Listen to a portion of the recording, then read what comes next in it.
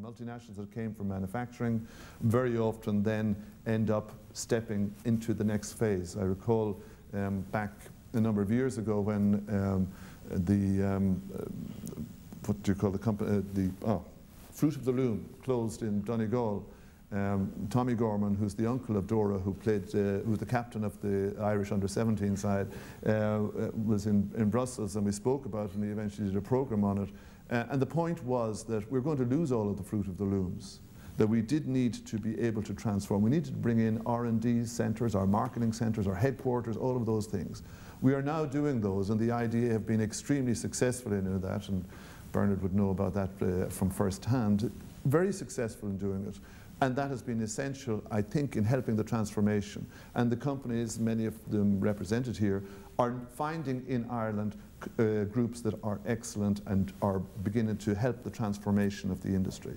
Now, we've set up a new false dichotomy, in my opinion, in the media recently, which is that we don't need the smart economy, we need the real economy, we need manufacturing and jobs, jobs, jobs, jobs, jobs. That is to suggest that there are two different words, that it's an either-or. What we need is the white coat and the blue collar. The white coat and the blue collar are both needed. If we go blue collar and go down to compete on price, we won't be happy with where we end up.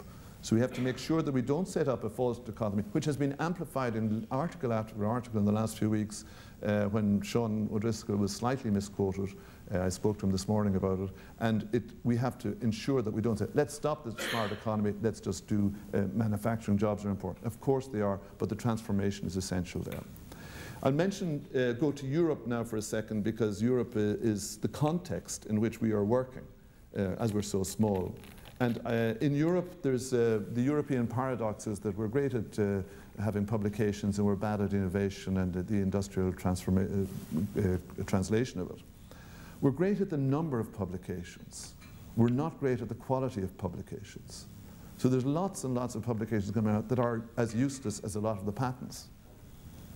If we don't focus on the quality, and that's why in SFI we insist on that, if we don't focus on the quality, we won't have something wonderful, because we won't be at the frontier and able to get something from it. So we need to see the European paradox as being a lack of quality.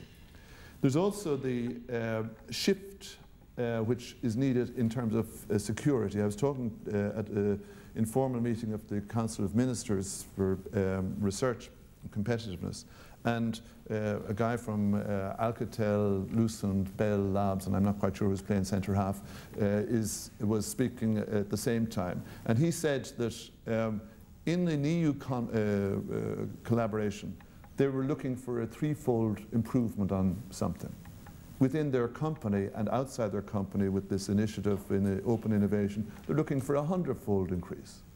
They don't go in looking for a 100-fold increase from the EU, because they'd be shut down, because they'd be too careful and they wouldn't be able to deliver it. So there needs to be a change of environment there as well. There is a change happening which I think is good, in that there's a focus on what are called grand challenges or societal challenges. And within SFI we're about to launch a document which refers to Celtic challenges. And the Celtic challenges in our mind are things that somebody would say, if we do this, we'll get that in X time. It's defining the problem and working towards it, which is much more like engineering than the exploratory roads that have to be followed by scientists and researchers. But the Celtic challenges, or the grand challenges, I think will galvanize things if they're set at the right level. In my opinion, there's no point in setting as a grand challenge to get the CO2 reduction right. That's just too amorphous.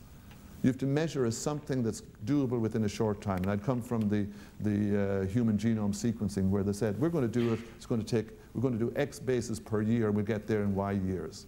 And you could measure it and see it. So we have to do the same.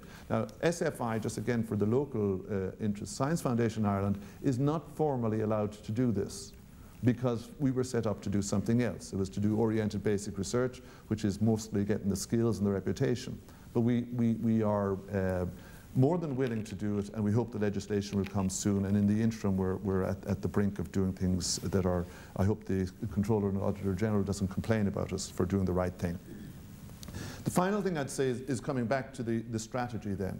The strategy then for Ireland has to be, we have to show that we've got credibility in this area by the people by the industries, by the dynamic exporting, the companies that move out and are having an impact around the world. All of those things are needed. But I think there's another aspect that deserves highlighting today. I was on the Innovation Task Force, and it was not one of those chatty things. We did a lot of real serious what we should do next parts as well. And one of the ideas that came there was that Ireland should be an innovation hub. Now, there's a difference between an innovation hub and being the innovation centre.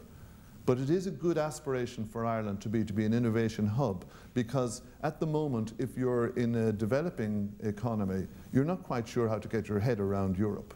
Or if you're in America, you're not quite sure even about the legal aspects that are in there. There are barriers in coming in that Ireland could be in a good place to fill. One of the recommendations is that there be an International Innovation Service Centre, IISC. That would be someplace like the Financial Service Centre, where innovators, entrepreneurs would be able to come in. They'd be able to find all of the data on all of the patents that are available and have clever searches for that. But in addition, they'd be able to have a tax expert who'd be able to tell you what the tax laws were in Bulgaria, or a legal expert to say how to set up a company in Poland. And you can see that could make Ireland an innovation hub. And once you get the reputation of being, oh, Ireland is the innovation hub, like London is the financial hub, Ireland is the innovation hub, then we could drive it forward. The costs there, I don't think are too huge, and I think the impact would be major.